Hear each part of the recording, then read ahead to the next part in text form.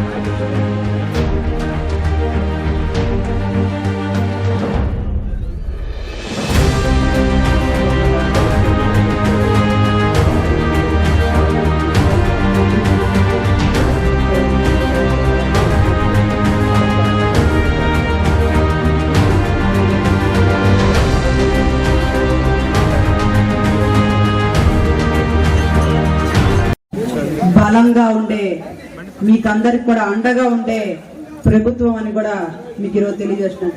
నేను ఒక గిరిజన బిడ్డగా జగనన్న ఇచ్చినటువంటి అవకాశంతో ఈరోజు మేము ముందు నిలబడుకొని మాట్లాడుతున్నాను.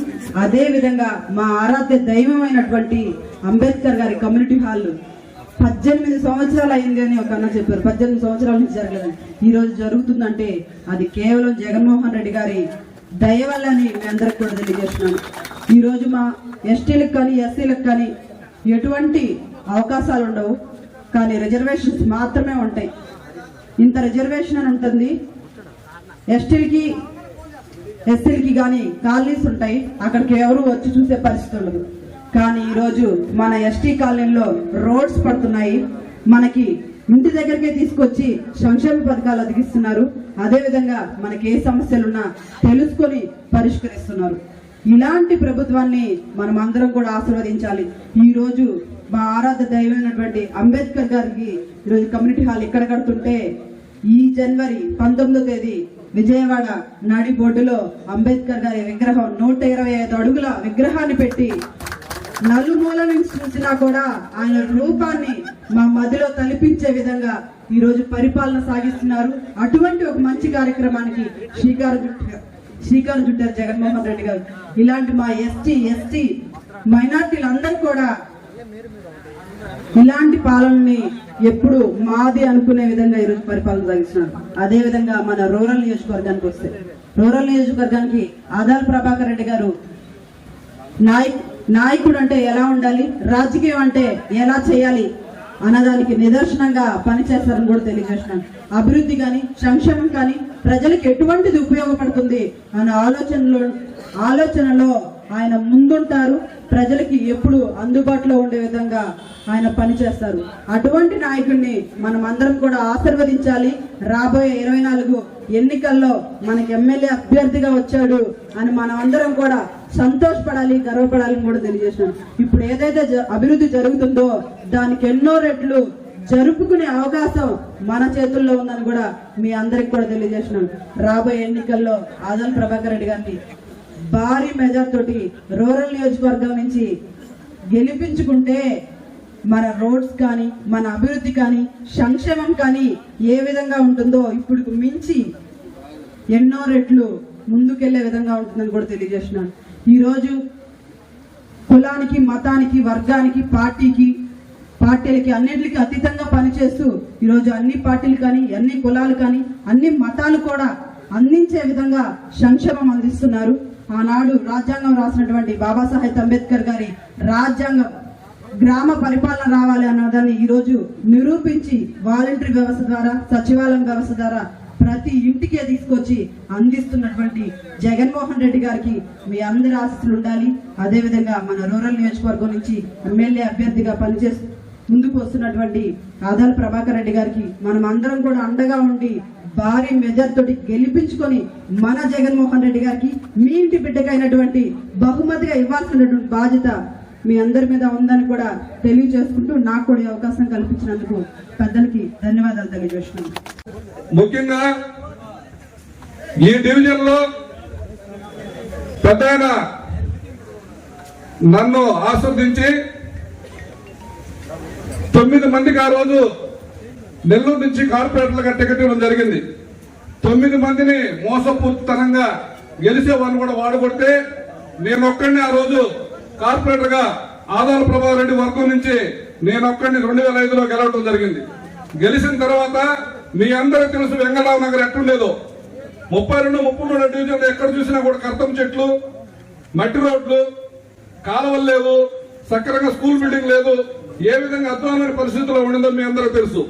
మా పెద్ద దయ వల్ల 72 సిమెంట్ రోడ్లు వేసాం, 54 కన్వర్ట్ కట్టాం.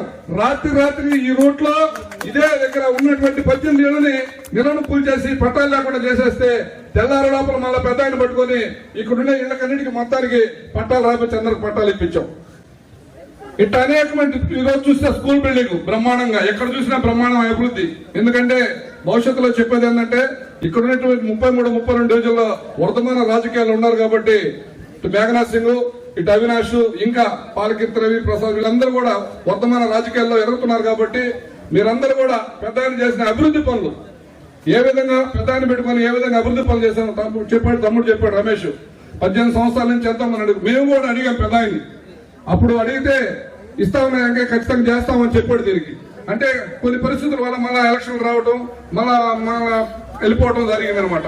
ఇప్పుడు అటువంటి అవకాశాన్ని సోదరుడు మేఘనాథ్ సింగ్ ద్వారా ఈ యొక్క కమ్యూనిటీ హాల్ కట్టుకోవడం. ఎందుకంటే ఇక్కడ ఉండే వాళ్ళందరూ కూడా 70% ఎస్సీలు కాబట్టి ఇక్కడ మనం ఏ చిన్న కార్యక్రమం చేసుకున్నా బయటకు పోవాలంటే 25,000, 30,000 కళ్యాణ మండపం కావాలి. అది లేకుండా ఈ రోజు మనం హ్యాపీగా ఈ భవన్లో మన పెళ్లిళ్ళు చేసుకోవచ్చు, మన పుట్టినరోజులు చేసుకోవచ్చు, మన ఏదైనా చిన్న చిన్న ఇంట్లో శుభకార్యాలైనా కూడా ఈ యొక్క భవన్లో మనం చేసుకోవచ్చు అని కూడా మన అందరి తరఫున పెద్దానికి మరోసారి ధన్యవాదాలు తెలుపుతున్నాం. మరి మీ అందరూ తెలుసుకోవాల్సింది, మనకు 9 నెలల కిందటే వచ్చాడు ఈ రూరల్ ఇన్ఛార్జ్ గా జగన్మోహన్ రెడ్డి.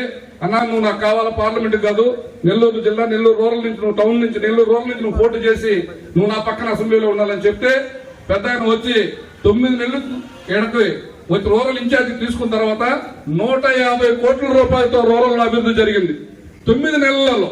9 సంవత్సరాలు పనిచేసిన వాళ్ళు ఏం చేశారో మీరందరూ ఆత్మ పరిశీలన చేసుకోవాలి. ఎందుకంటే ఒక్క నాయకుడు 9 నెలల్లో 150 కోట్లతో మన రూరల్ అభివృద్ధి చేస్తే, ఆయన మనకు ఎమ్మెల్యేగా వస్తే ఈ రూరల్ నియోజకవర్గం 1,500 కోట్లతో అభివృద్ధి జరిగి పాలు పోసి మనం పాలెత్తుకోవచ్చు.